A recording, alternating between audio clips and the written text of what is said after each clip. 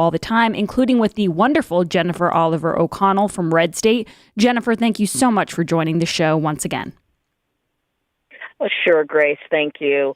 I totally agree. It's in conversations at the local level. We did a podcast, a VIP podcast for RedState yesterday with myself and my colleague Jeff Charles, Scott Hounsel, and Thomas LeDuc. And we talked about that really any police reform, and conservatives are for it just as much as the other side is for it. Right.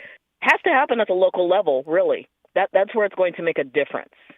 And so conversations about, first of all, finding out about what your local police do. So many people are clueless about where their precinct is, who patrols what, where they go. Find out what your local police do. Talk to them about these situations. Maybe go on a ride-along with them to see what they have to deal with and the nature of their job. I had one person who I follow said, tomorrow I'm going to drop off some donuts and pizza to my local precinct because they deserve it and they need it. Honor cops, good cops who are doing a good job. Spotlight them, show them, that we do care about the work that they do and care about their safety and them doing a good job, but also, start holding the bad apples accountable, and there needs to be change in that regard as well. Absolutely. And one thing I found interesting, Jennifer, is there was a tape, there was a video of Maxine Waters when she was at the protest for Daunte Wright over the weekend. And the man who was asking her questions, I believe he was a black man, and he said something along the lines of, it feels like this always happens and nothing changes. And I kind of thought to myself, well, it's ironic that he's asking Maxine Waters this, because from what I can see and the rhetoric that I've heard her say, not just about police shootings, but about the border and about everything, is that this is exactly what she likes. She likes to go to places and incite violence and create controversy and become the headline. But that doesn't necessarily mean that anything gets done. History just repeats itself over and over again. And Maxine Waters and Al Sharpton seem to always be there, getting on their private planes to kind of incite more of this chaos. Yeah, every party, as far as I'm concerned, has some flamethrowers. All they do is incite stuff, and then there are people in the party who either get stuff done or actually do stuff. She's definitely been nothing but a flamethrower. I have no clue.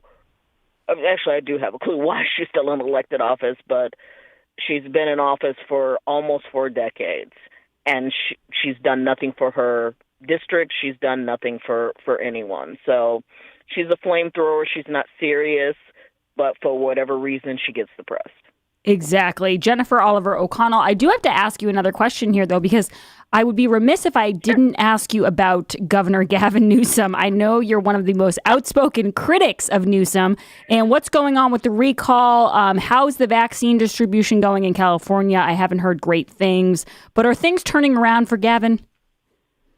No, things are not turning around for Gavin. The Senate attempted an end run to help him with basically trying to pass a bill that they said it wouldn't affect the Newsom recall, but passing a bill where they can actually look for the signature, the opponents can look for the signatures of people who signed it to try to make them change their mind. So that was the latest attempt to help Gavin. But no, the recall is going through. The last I checked, it was the mid-March. We were at 1.18 or 1.18 verified signatures, meaning that those are signatures that are solid. And the goal is 1.49 verified signatures. So that was a month ago or almost a month ago. And the news reports are starting to say, well, it looks like it's going to happen. So, the goal now is find a credible candidate who's going to stand against him in order to replace him. Yes, and with that, you have your hard work cut out for you, because that's the trickiest part. I think there's no question that people in California are ready to see Gavin Newsom go. It's just a question of who could replace him. Jennifer Oliver O'Connell, you guys can follow her at As the Girl Turns. Check out all of her pieces at RedState and go to her website, asthegirlturns.com. Jennifer's got a new column coming out later this afternoon, so I'll be sure to tweet that out. Thank you so much for joining the show. We'll be back on the other side with more of your calls, guys. Do not